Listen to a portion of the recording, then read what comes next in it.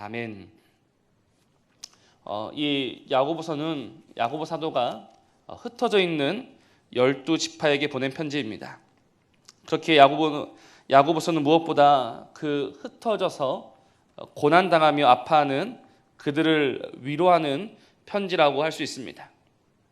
근데 이 편지를 읽어보면 위로의 말씀보다는 권면의 말씀이 더 많습니다. 권면의 말씀이 더 많다는 것은 무엇을 의미합니까? 분명 흩어져서 그들이 고난과 어려움과 아픔 가운데 있지만 그러나 그 자리에서 그들이 감당해야 할 믿음의 새로운 그 삶들이 있음을 의미합니다. 너희들이 지금 이 복음 때문에 흩어져서 고난당하는 것을 알고 있다. 그러나 그 자리가 힘들고 또 그 자리가 어렵다고 해서 너희의 믿음을 포기하지 말고 바로 그 자리에서 믿음으로 살아내어 믿음의 꽃을 다시금 피워내야 한다. 너희들이 반드시 그리 해야 한다는 마음으로 지금 야고보 사도는 위로와 함께 권면의 말씀을 아울러 주고 있는 것입니다. 그래서 이 안에는 여러 가지 권면들이 있는데 그 권면 가운데 가장 핵심되는 것이 무엇인가? 그것은 바로 그들 존재에 대한 확신입니다. 하나님께서 너희 안에 말씀을 심으심으로 하나님이 너희를 다시금 낳으셨다. 하나님이 그를 낳으셨다는 의미가 무엇입니까? 바로 흩어져 있는 너희들은 하나님의 아들이요 하나님의 딸이요 하나님의 권속이라는 것입니다. 사실 그들이 흩어지게 되었다는 것은 어떻게 보면 그들이 하나님께 버림받았고 외면당했다라고도 생각할 수 있습니다. 하나님이 정말 우리의 아버지가 되신다면 우리가 왜 흩어져야만 했는가? 우리가 왜 이렇게 아파하고 고난을 당해야 했는가? 하나님은 정말 나의 아버지가 맞으신가? 정말 그분이 나의 보호자가 되시는가? 의심이 들 수도 있습니다. 내가 정말 하나님만 믿고 살아도 되는 것인가? 괜히 하나님만 믿고 살다가 또 쫓겨나고 또 흩어져야 하면 어떻게 해야 한단 말인가? 그들의 마음이 흔들릴 수밖에 없습니다. 그래서 지금 야고보 사도는 그들에게 편지하면서 의심하지 말고 흔들리지 말고 두 마음을 품지 말라라고 먼저 권면했던 것입니다. 하나님이 하나님의 말씀을 너희 안에 심으심으로 말미암아 하나님이 너희를 낳으셨다. 그러니 이제 더 이상 의심하지 말고 더 이상 두 마음으로 갈팡질팡하지 말고 오직 너희 안에 심긴 그 말씀을 따라 다시금 살아가야 한다. 이런 권면을 주는 것입니다. 여기서 야고보서의 강조점이 나오죠. 그것이 무엇입니까? 바로 너희 안에 있는 그 말씀대로 한번 살아보라는 것입니다. 너희가 들은 말씀, 너희가 배운 말씀, 너희가 받은 말씀, 그 말씀으로 한번 살아보아라. 이것이 바로 이 야고보서의 핵심 메시지입니다. 우리 잠시 야고보서 1장 25절 한번 보시겠습니다. 1장 25절에 무엇이라고 합니까? 자유롭게 하는 온전한 율법을 들여다보고 있는 자는 듣고 잊어버리는 자가 아니요 실천하는 자니 이 사람은 그 행하는 일에 복을 받으리라고 합니다. 자유롭게 하는 온전한 율법이 무엇입니까? 바로 복음입니다. 또 다른 말로 우리 안에 심겨진 말씀입니다. 우리 안에 이 말씀이 심겨져 있다면 이제 어떻게 하라고 합니까? 그 말씀을 실천해야 하고 그 말씀을 실천하면 그것이 복이 된다라고 말하는 것입니다. 그 야고보 사도가 지금 무엇을 강조합니까? 듣고 배운 그 말씀대로 살아야 한다. 살아내어야 한다. 지금 이 이야기를 거듭해서 하는 것입니다. 사랑하는 성도 여러분, 우리가 들은 말씀, 우리가 배운 말씀대로 살아야 한다. 그래서 믿음이 참 어렵다고 생각합니다. 우리가 그 말씀을 듣기만 하면 된다. 그러면 사실 그렇게 어렵지가 않습니다. 그런데 들은 것을 가지고 살아내는 것이 믿음이라고 하니 믿음이 어렵다는 것입니다. 내일 모레부터 여름 성경학교가 시작이 됩니다. 이번 여름 성경학교의 주제는 이웃 사랑입니다. 우리가 하나님께 받은 사랑으로 어떻게 이웃을 사랑할 것인가? 두 가지로 이야기합니다. 어떻게 이웃을 사랑해야 하는가? 빠짐없이 사랑해야 하고 아낌없이 사랑해야 한다. 이것이 바로 이번 주 아이들에게 가르치고 전할 내용입니다. 우리가 사랑하고 싶은 사람만 사랑하는 것이 아니라, 내 것을 아껴가면서 사랑하는 것이 아니라, 정말 우리가 받은 그 사랑이 있으니 우리는 아낌없이 빠짐없이 사랑해야지만 우리가 그 하나님의 사랑을 아는 자다. 그래서 이거를 가르치려고 하는데 제 마음속에 걸리는 것이 한 가지 있습니다. 정말 아이들에게 이제 조금만 있으면 이 사랑을 가르쳐야 하는데 제 마음속에 한 가지 부담이 되는 것이 있었는데, 그것이 무엇이냐면 바로 지금 계속해서 뉴스에 나오고 있는 일본입니다. 지금 일본이 하고 있는 일을 보고 있노라면, 또 그들이 하고 있는 말을 듣고 있노라면 마음이 상하는 것을 넘어서 화가 납니다. 어떻게 그런 말을 할 수 있는가? 적반하장도 유분수라는 말이 딱 맞는 것 같습니다. 그래서 저는 도저히 그 일본을 사랑할 수가 없는 겁니다. 일본에게 화를 내고 싶습니다. 지금 세상은 어떻게 합니까? 불매 운동을 벌입니다. 안 먹고 안 입고 일본에 가지 말자라는 운동이 활발하게 일어나고 있습니다. 저도 할 수만 있다면 그렇게 하고 싶습니다. 근데 그렇게 할 수가 없죠. 그렇게 할 수 없는 이유가 무엇입니까? 우리가 들은 말씀이 있기 때문입니다. 우리가 들은 말씀은 무엇이라고 하는가? 아낌없이 빠짐없이 사랑해야 한다. 근데 우리는 계속해서 하나님께 무엇이라고 말하느냐? 하나님, 저 1분만 빼고 사랑하면 안 되겠습니까? 그러면 우리 하나님께서 무엇라 답하시겠습니까? 그럼 얼마든지 1분을 빼도 된다라고 과연 그렇게 말씀하실까요? 만일 네가 1분을 뺀다면 나도 너를 빼겠다라고 말씀하시는 분이 우리 하나님이십니다. 그러니 들은 말씀, 배운 말씀대로 살아내는 것은요, 여간 어려운 일이 아니라는 것입니다. 그러니 어떻게 합니까? 우리는 이 말씀을 가지고 우리의 마음을 고쳐야 합니다. 그래서 다시금 기도하기 시작합니다. 무슨 기도겠습니까? 사랑할 수 없는 그 일본을 위한 기도입니다. 하나님의 사랑으로 그 일본을 사랑하며 축복하며 기도하고 있습니다. 지금 야고보 사도가 주는 권면이 바로 이런 것입니다. 그 세상 속에서 너희들의 기분과 감정과 상황에 따라서 살아가는 것이 아니라 오직 들은 말씀, 배운 말씀대로 살아야 한다. 그래야 교회고, 그래야 믿음이고, 그래야 진짜 하나님의 것이다 라는 그 말씀을 우리에게 주는 것입니다. 사랑하는 성도 여러분, 우리가 주께 받은 말씀이 있습니다. 우리 안에 심겨진 하나님의 말씀이 있습니다. 그러니 내 마음이 아니라 내 감정이 아니라 오직 이 말씀을 따라서 살아가는 그 삶을 살아내는 저와 여러분이기를 먼저 주님의 이름으로 부탁을 드립니다. 그렇다면 우리가 감당해야 할 삶이 무엇일까요? 오늘 3장은 그 이야기를 하고 있습니다. 우리가 주께 받은 말씀으로 우리의 삶을 살아내야 하는데 그 삶을 살아낸다는 것은 결국 무엇인가? 우리의 말을 바꾸라라는 것입니다. 우리의 말을 고쳐라라는 것이죠.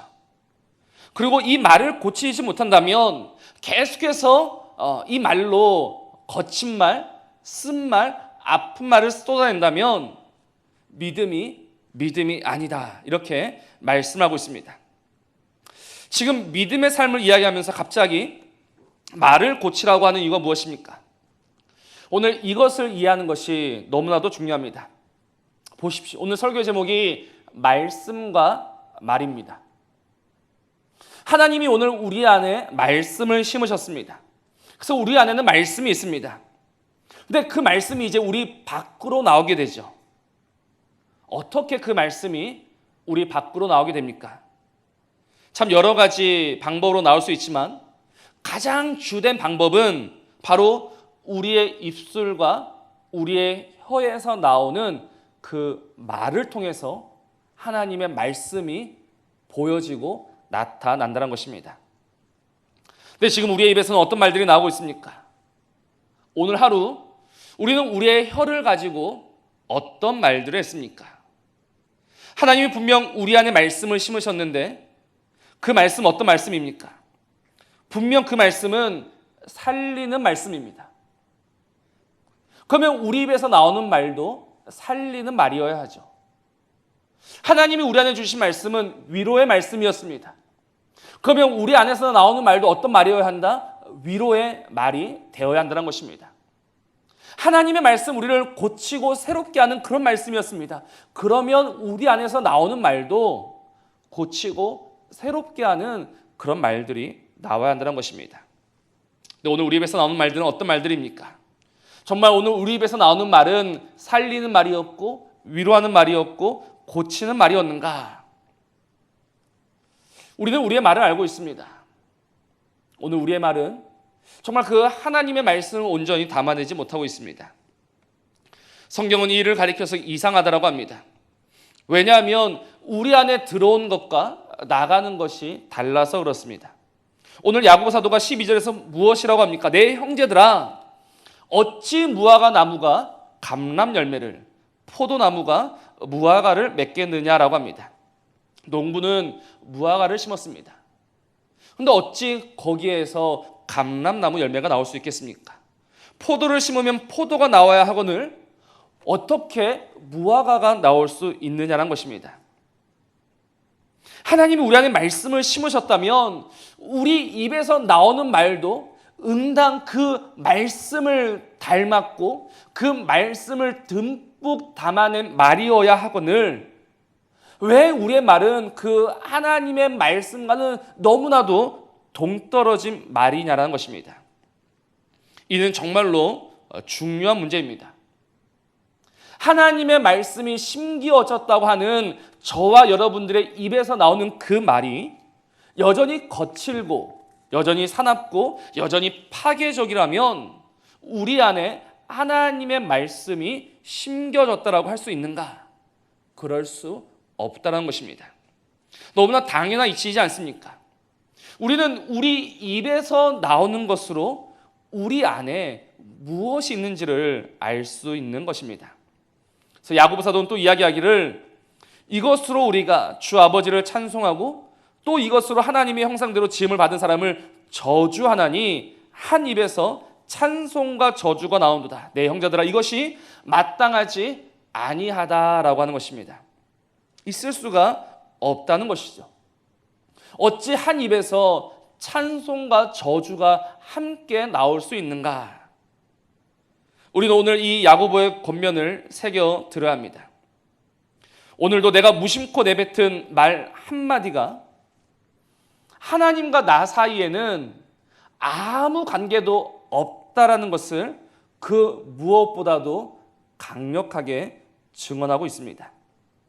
내가 아무리 하나님을 사랑한다고 하며 내가 아무리 하나님을 내 아버지라고 한들 그러나 오늘 내 입에서 나오는 그 말이 하나님의 말씀을 담아내지 못한 말이라면 오늘 우리 입술에 그 하나님을 향한 그 모든 고백들은 거짓이요 아무것도 아닌 것이 되는 것이죠.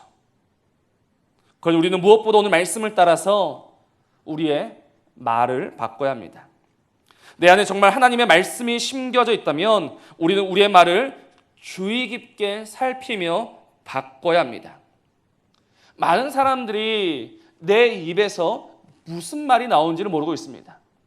지난번에 있었던 교회에서 항상 식당을 가면 불평하는 한 목사님이 있었습니다. 근데 그 목사님이 그 후배에게 무엇이라고 조언하냐면 식당에 가서는 잔소리를 하면 안 된다라는 그 조언을 하는 것입니다. 그 조언을 듣고 많은 사람들이 속으로 웃었습니다. 왜냐하면 그가 늘 하는 그 말이 무엇인지 알고 있기 때문이죠. 그러니 오늘 우리는 우리 입에서 어떤 말이 나오는지를 사실 모른다는 것입니다. 우리도 모르는 사이에 정말 하나님과 너무나 멀어지고 있다는 것입니다. 그래서 우리는 우리의 말을 더욱더 주의 깊게 살펴야 합니다. 내가 하나님의 말씀을 따라서 새롭게 지음받은 자임을 믿는다면 우리는 더욱더 우리의 말에 주의해야 합니다. 그리고 그것이 무엇이라고 합니까? 참된 믿음이요 온전한 믿음이다. 우리의 말을 바꾸어내는 것을 참된 믿음이요 온전한 믿음이다라고 오늘 본문은 가르쳐주고 있습니다.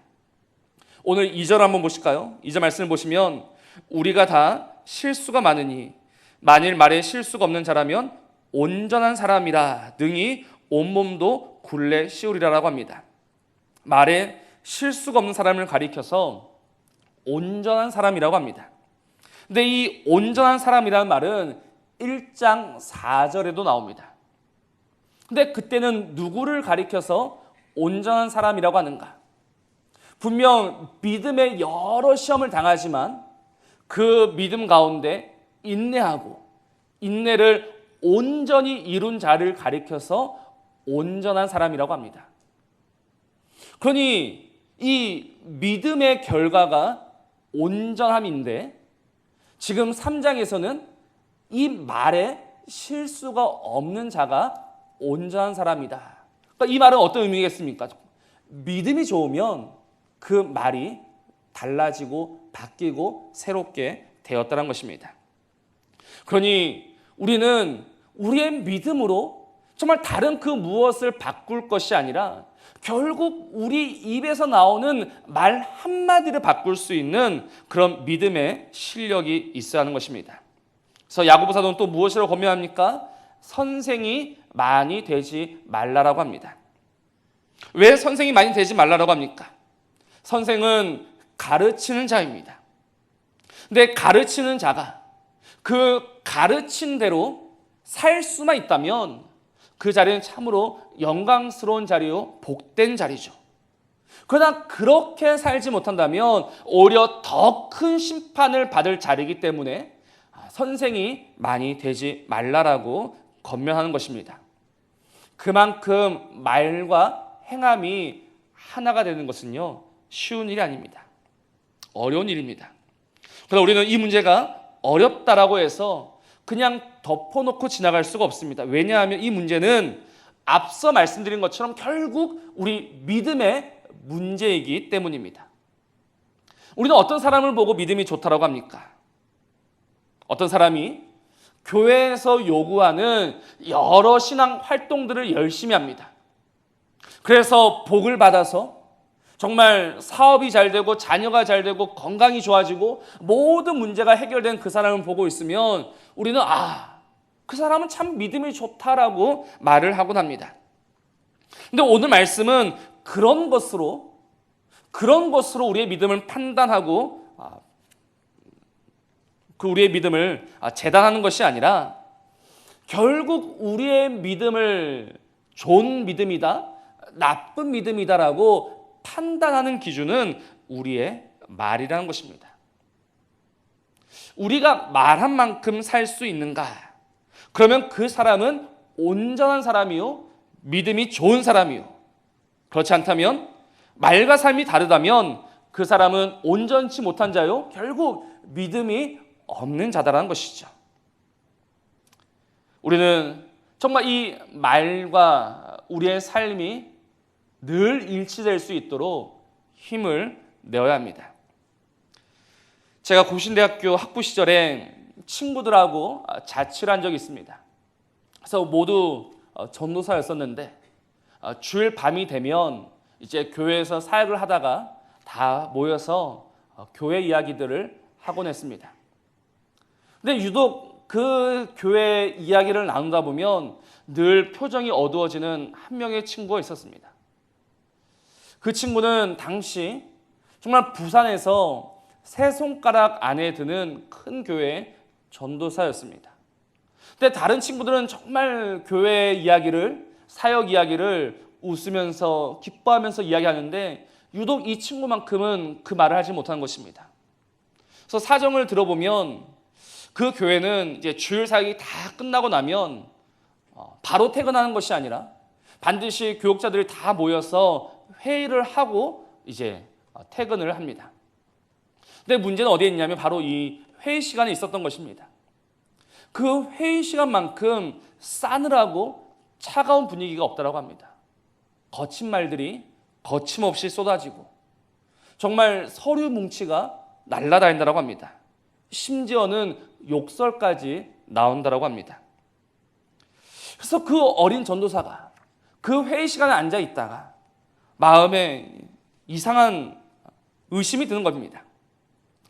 강단에서는 그 누구보다 부드럽고 인자하고 따스한 분인데 왜 회의실에서만큼은 전혀 다른 분이 되는가?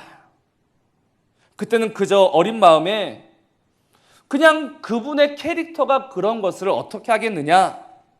그래도 그분이 회의가 늦게 끝나면 버스가 끊겼다고 택시비도 주고 맛있는 것도 사주고 용돈도 주는데 배부른 소리 하지 말고 열심히 교회를 잘 섬겨라, 이렇게 말하고 대충 넘어갔던 기억이 있습니다. 근데 오늘 말씀을 준비하는데 그때 그 기억이 납니다. 과연 그것이 캐릭터의 문제인가? 내 삶에 오랫동안 배어있는 내 성격과 내 성질의 문제다라고 치부하고 넘어가야 되는가?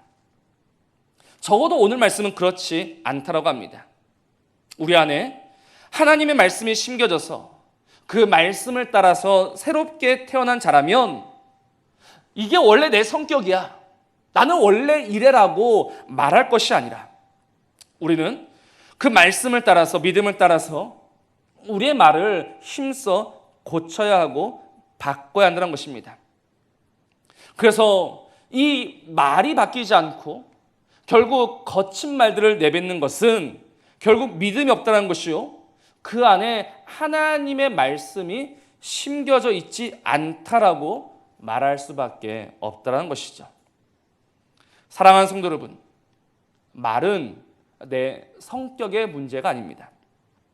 말은 단순히 우리의 성격을 반영하는 것이 아닙니다. 적어도 우리 안에 하나님의 말씀이 있다면 말입니다.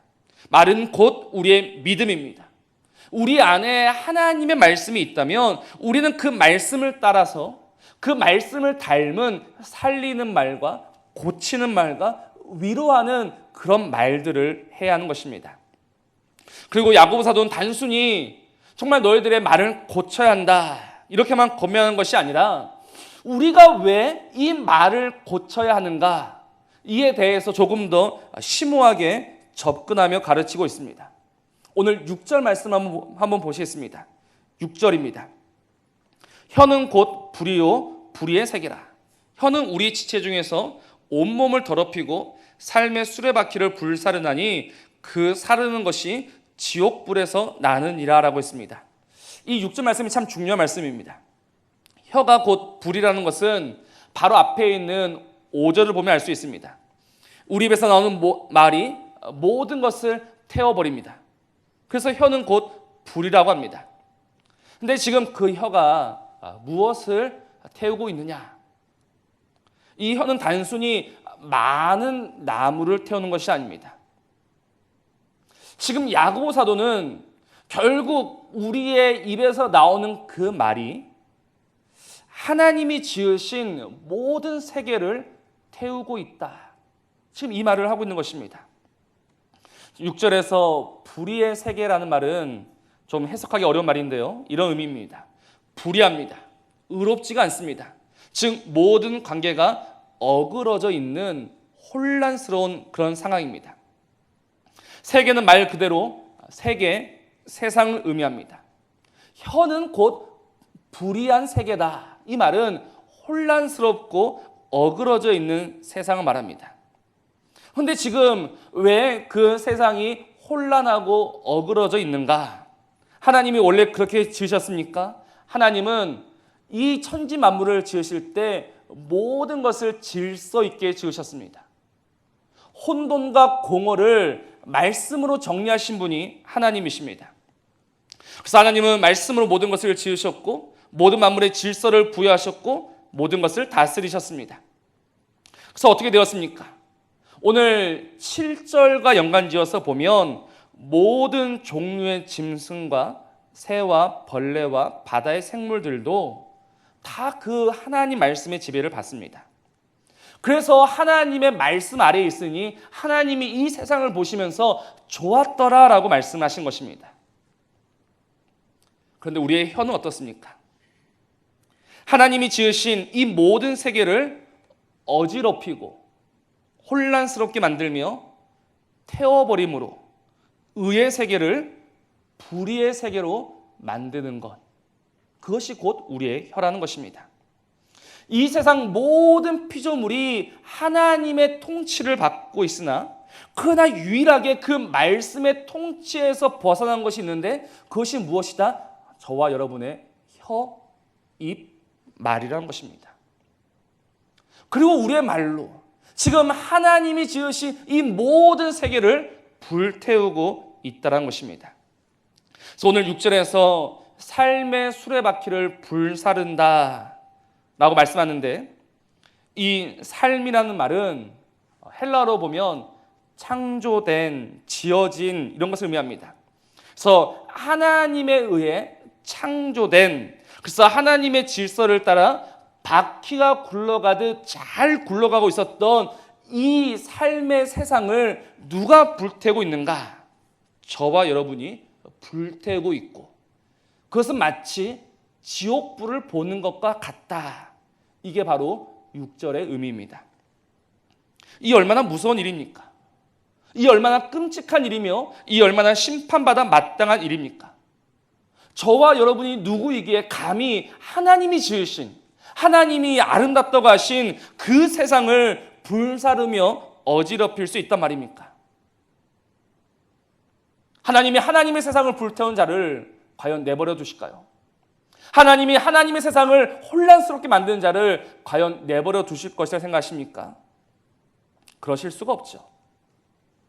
그러니 우리는 어떻게 해야 하는가? 고쳐야 한다는 것입니다. 하루라도 빨리 고쳐야 합니다. 고치지 않으면 안 됩니다. 우리가 어찌 하나님의 그 세계를 불태우는 혀를 가지고 살아갈 수 있단 말입니까? 우리는 빨리 고쳐야 합니다. 할 수만 있으면 당장 고쳐야 합니다. 그런데 문제가 무엇이냐? 우리는 정말 고치고 싶으나 우리의 말이 고쳐지지가 않습니다. 정말 내가 마음먹은 대로 고쳐질 것 같으면 야고보사도 이렇게 길게 편지할 이유도 없습니다. 고쳐지지가 않습니다. 그럼 어떻게 해야 합니까? 우리는 우리의 말을 고치기를 원한다면 무엇보다 듣는 것부터 고쳐야 합니다. 왜냐하면 말하는 문제는 곧 듣는 문제이기 때문에 그렇습니다. 사람은 들은 대로 말하게 되어 있습니다. 우리의 말이 모든 것을 태우고 있다면 그것은 내가 이미 모든 것을 태워버리는 그 말을 들었기 때문입니다. 누가 그리했습니까? 첫사람 아담이 그리했습니다. 아담은 하나님의 말씀이 아니라 사단의 말에 귀를 기울였습니다. 사단의 말을 그 마음속에 담았습니다. 그래서 그 아담의 입에서 나오는 모든 말이 그 거짓의 아비를 닮은 거짓말만 나오게 되었던 것입니다. 그리고 바로 그 말로 인해 하나님이 지으신 모든 세계는 태워졌고 지금도 그 말은 우리의 이 삶을 불태우고 있습니다. 감사한 것은 정말 이 거짓과 이 어리석고 악한 말로 가득한 우리의 마음을 하나님은 내버려 두시지 않으시고 끊임없이 오늘 우리의 마음속에 하나님의 마음을 들려주시고 계신다는 것입니다. 하나님은 지금도 우리에게 말씀하십니다. 하나님은 지금도 우리에게 오셔서 들으라고 말씀하십니다. 히브리서 1장 말씀을 보면 이 모든 날 마지막에 하나님은 그 아들을 통하여 우리에게 말씀하셨다라고 합니다. 그 아들이 누구십니까? 요한복음 1장을 보면 그 아들은 곧 말씀이신 우리 주 예수 그리스도이십니다. 그래서 하나님이 그 아들을 우리에게 보내셨다는 것은 하나님이 우리에게 말씀하신 것이요 하나님이 우리 안에 그 말씀을 들려주셨음을 의미합니다. 하나님께서 그 아들 예수 그리스도를 통하여서 하나님의 말씀을 우리 안에 쏟아 부어주심으로 말미암아 이제 우리가 정말 우리가 들은 말씀대로 살아갈 수 있도록 우리가 들은 말씀대로 말할 수 있도록 하나님은 그렇게 우리를 고쳐내기를 원하십니다.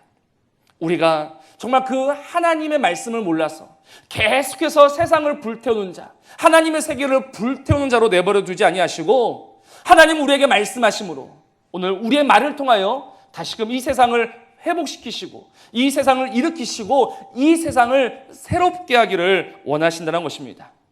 그러니 우리는 꾸준히 들어야 합니다. 계속해서 듣고 들어야 합니다. 로마서 10장 17절을 보십시오. 우리의 믿음이 어디에서부터 난다고 했습니까? 우리의 믿음은 들음에서부터 난다라고 가르쳐주고 있습니다. 우리가 그리스도의 말씀을 들음으로 우리 안에 믿음이 자라게 되는 것입니다.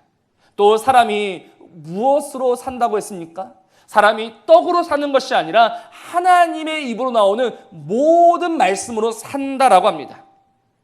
오늘 우리 안에 이 하나님의 말씀이 주어지고 부어질 때 우리는 비로소 그 하나님의 말씀을 닮은 아름다운 말과 살리는 말과 고치는 말을 하게 되고, 그래서 그 말로 저와 여러분이 온전한 사람이 되는 것입니다.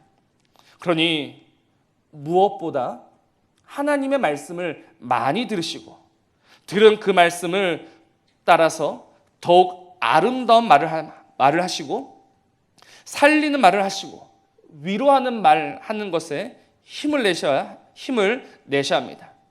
하나님 우리에게 아름다운 말씀을 주셨고 하나님 우리에게 살리는 말씀을 주셨으니 우리는 우리가 받은 그 말씀대로 말하는 일에 힘을 내어야 하는 것입니다.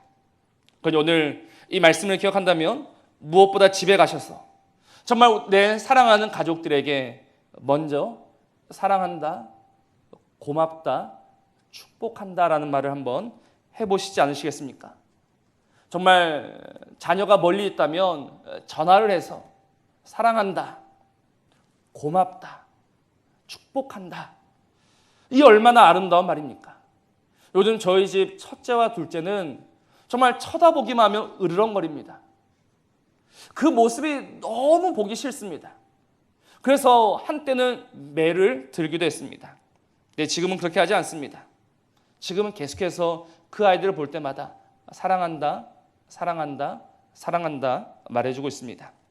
저는 믿습니다. 결국 우리의 그 말로 우리의 삶이 고쳐지게 될 것을 믿습니다. 왜냐하면 우리 안에는 권세 있는 말씀이 있기 때문에 그렇습니다. 우리가 받은 그 권세 있는 말씀을 따라 말하니 그 말도 권세가 있는 것이죠.